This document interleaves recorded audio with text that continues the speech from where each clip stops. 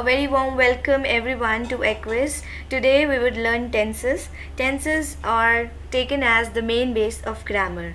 And since our childhood days, when our teachers used to teach us tenses, there was a dialogue famous that tenses are the main base of grammar. If you won't learn tenses now, then you won't be able to learn it ever in your life.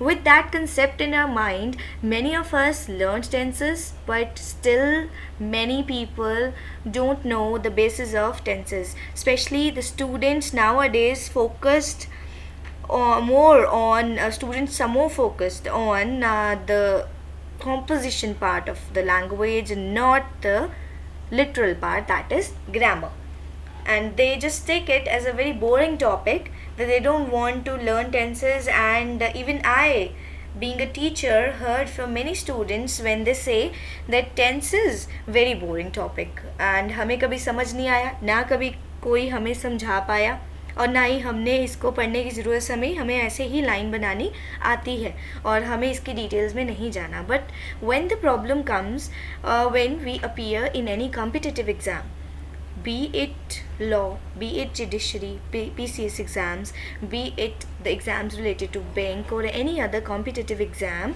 we need to appear in the paper of English language where we need to only attempt grammar. Major portion of that paper is based on grammar, and there when we are not able to attempt tenses, then we feel really bad that that is one of the easiest topic and हमें वो नहीं आता. So today we are going to study tenses. I would try to make it a bit easier for you. So let's begin.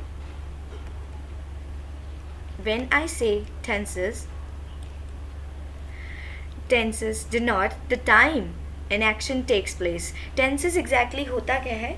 In every language we have tenses.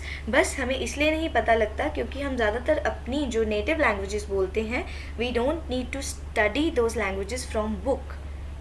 We only study the language which is second to our mother tongue or second to our native language. And जब हम ऐसी कोई भाषा सीखते हैं तब हमें उसकी सारी जो माइन्यूट डिटेल हैं ग्रामर की वो पढ़नी पड़ती हैं.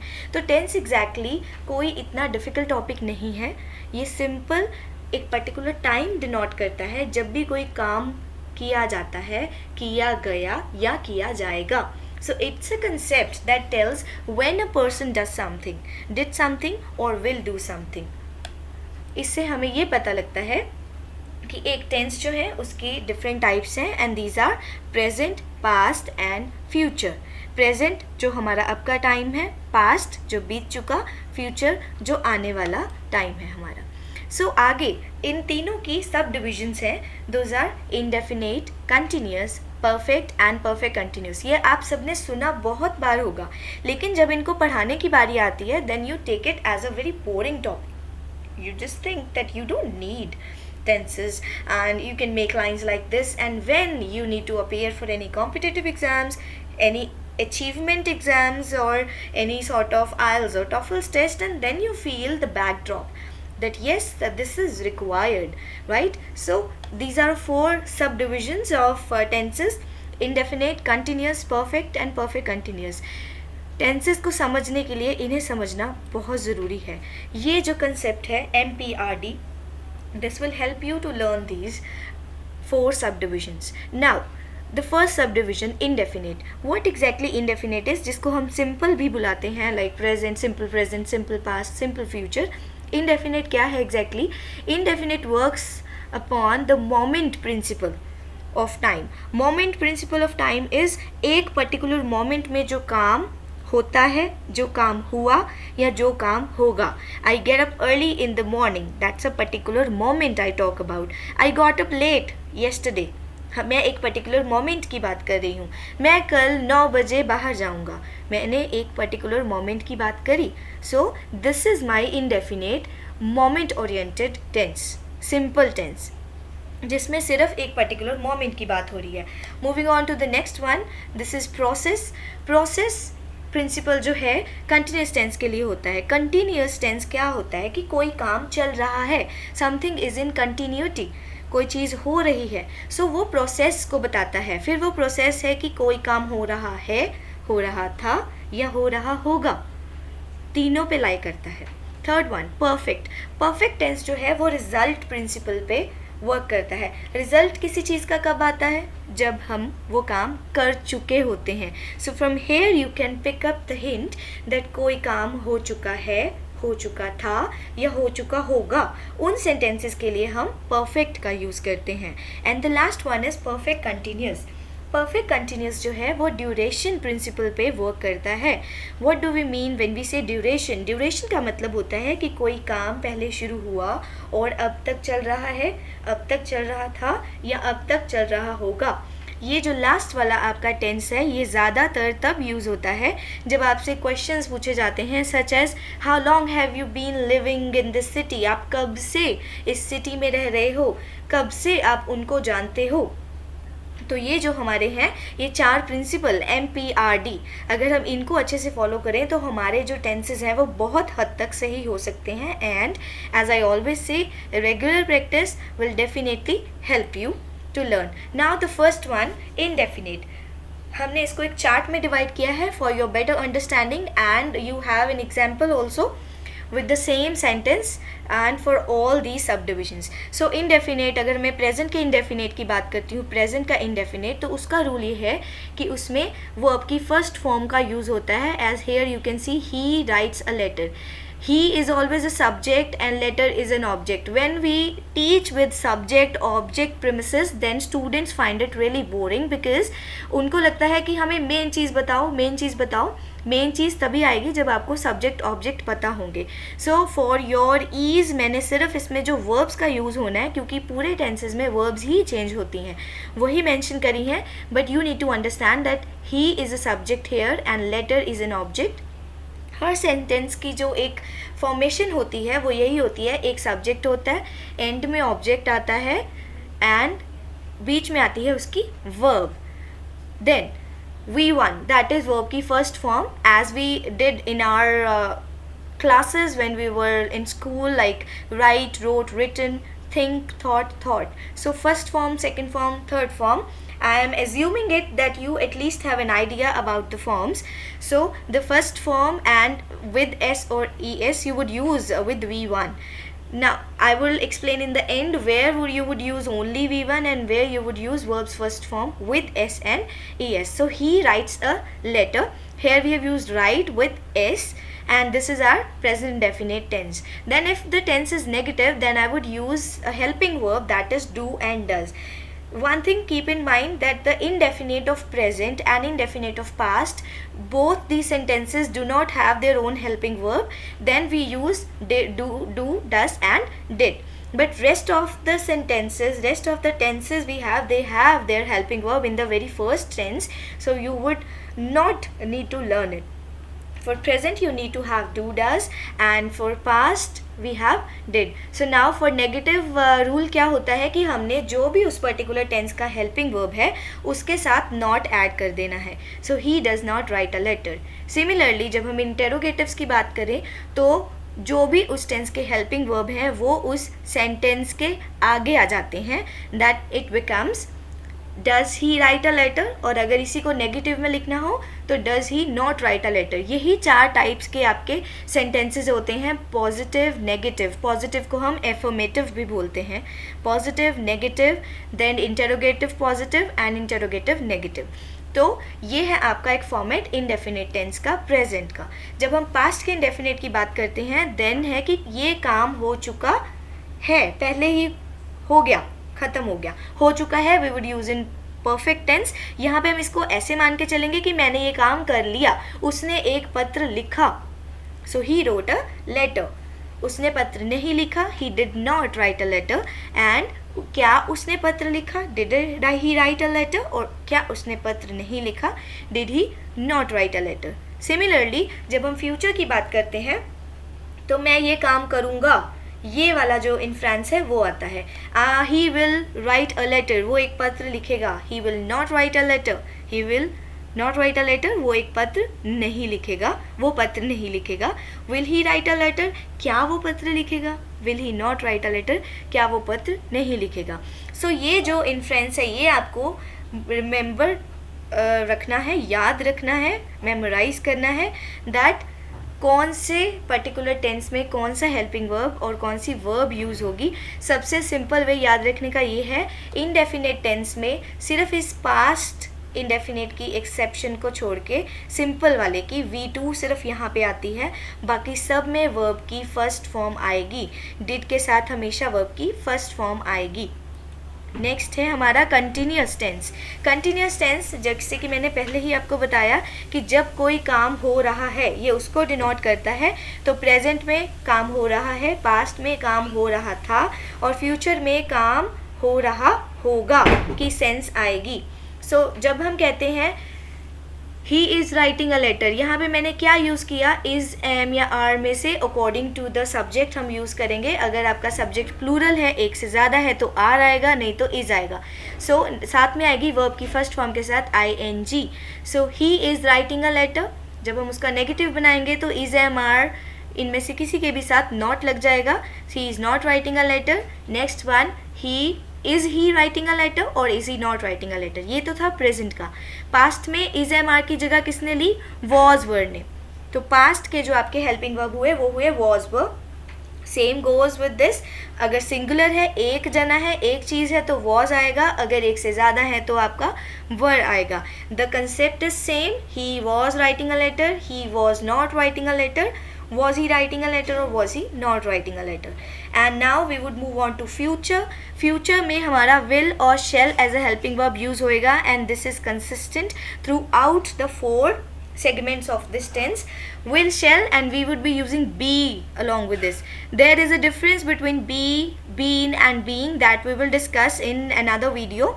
Here you just need to keep in mind that for future continuous tense the rule is will, shall के साथ be लगता है और verb की first form है ना ING. He will be writing a letter, he will not be writing a letter, will he be writing a letter or will he not be writing a letter. So ये है हमारा एक particular pattern for the continuous tenses. Moving on, perfect tense. Perfect tense मैं बता चुकी हूँ आपको, जब ये रिजल्ट प्रिंसिपल पे काम करता है, जब कोई काम हो चुका है। सो इसको हम कैसे लेंगे, वो पत्र लिख चुका है, वो पत्र लिख चुका था और वो पत्र लिख चुका होगा। सो इसके लिए जो हेल्पिंग वर्ब है हमारे वो हैं हैज़ एंड हैव। किसी भी तरह के परफेक्ट टेंस में हमेशा आपके हैज़, हैव और हैड ही यूज़ होंगे, ये आप याद रखिए। और एक और रूल है, हैज़ और हैव और हैड के साथ हमेशा वर्ब की थर्ड फॉर्म आती है, जो हमने पिछली स्लाइड में किया। कंटिन्यूस टेंस में हमेशा वर्ब की फर्स्ट फॉर्म के साथ ING आती है। एंड हमारा जो पिछली स्लाइड थी, अगर मैंने पीछे जाना हो then I can go to the previous one and again I would go to the previous one. Here in the perfect tense हमारा जो है वर्ब की थर्ड फॉर्म आएगी हमेशा।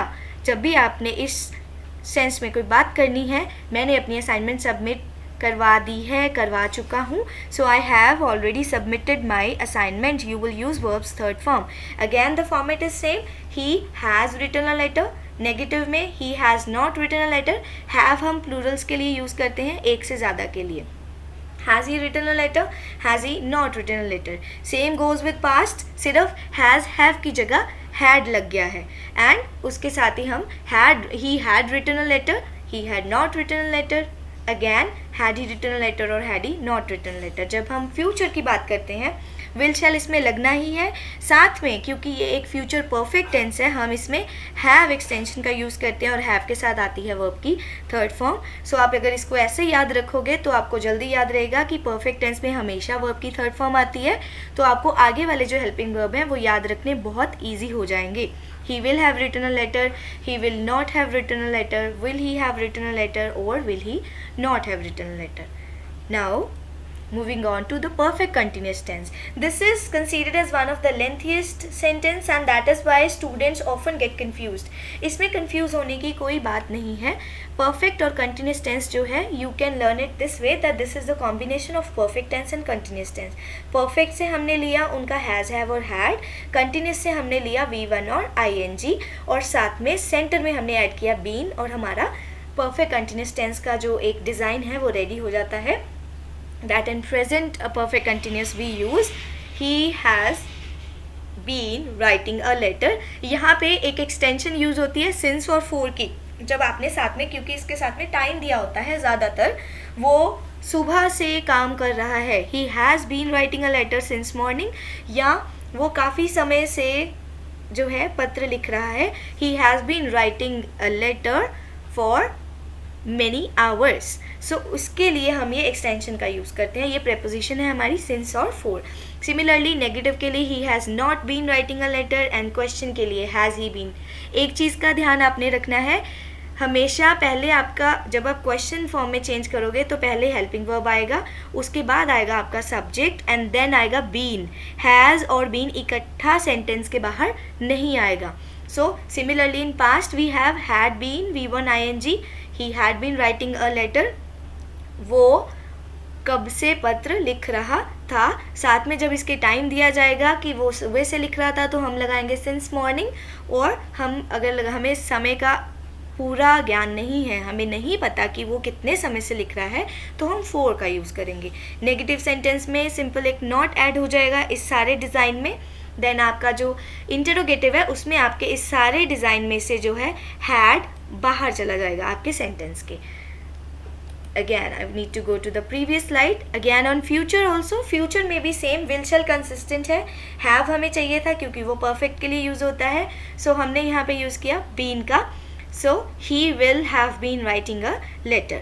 तो हमने इसको इस सेंस में लिखना है। इसमें कोई गलती नहीं होगी अगर आप इसको बड़े ध्यान से एक बार समझ के एक सेंटेंस को आप कम से कम आप लगाओ कि आपने अगर 12 टेंसेस हैं, 12 टेंसेस का सिंपल यानी कि पॉजिटिव, 12 टेंसेस का नेगेटिव और उनके 2 तरह के इंटेरोगेटिव, दैट इज़ 24। तो आपके टोटल 48 सेंटेंसेस बनते हैं। If I give you one sentence like I write a letter, पहले आपने ही राइट अ लेटर से किया, फिर आप आई राइट अ लेटर से करो, तो जब आप इसको 48 सेंटेंसेस में चेंज कर लोगे, after doing 2-3 such sentences you would be able to learn tenses, and उसके बाद आपको जो टेंसेस हैं वो याद रहेंगे, and you would start noticing these tenses. You can use a newspaper और anything to learn this. Now the points to remember in the end, जो आपका डू और डज की जो कन्फ्यूजन होती है बच्चों को, या फिर हैज़ हैव की कन्फ्यूजन होती है,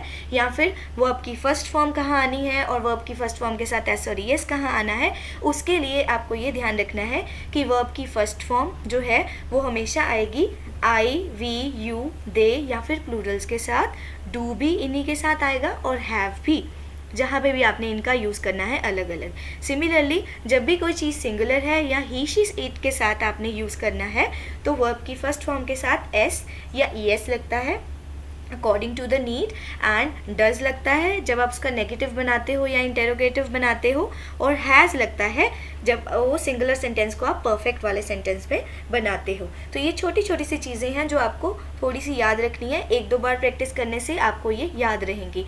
शेल जो है, विल शेल का जो शेल है, बच्चे हमेशा कंफ्यूज हो जाते हैं, शेल को शुड में चेंज करेंगे, शेल को कहाँ लगाएंगे।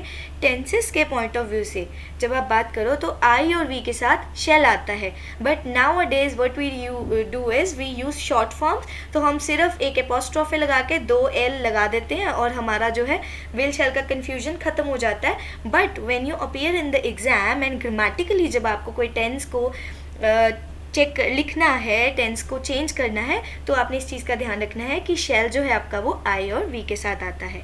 सिंस आता है, जो परफेक्ट कंटिन्यूस टेंस में हमने अभी किया, सिंस आपका आता है डेफिनेट टाइम के साथ, जब आपको प्रॉपर टाइम गिवन है, चाहे वो ईयर है, चाहे वो टाइम है, चाहे वो डे है, डेट है, तो जब आप सिंस लगाओगे।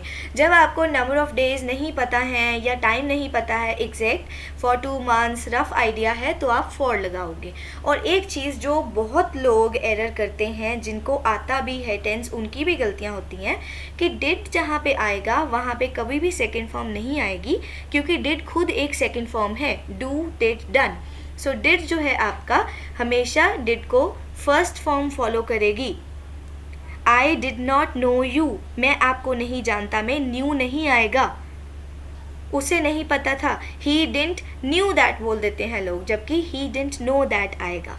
So keep these things in mind. If you need any other query, you can write in the comment box of the YouTube, or you can email us also.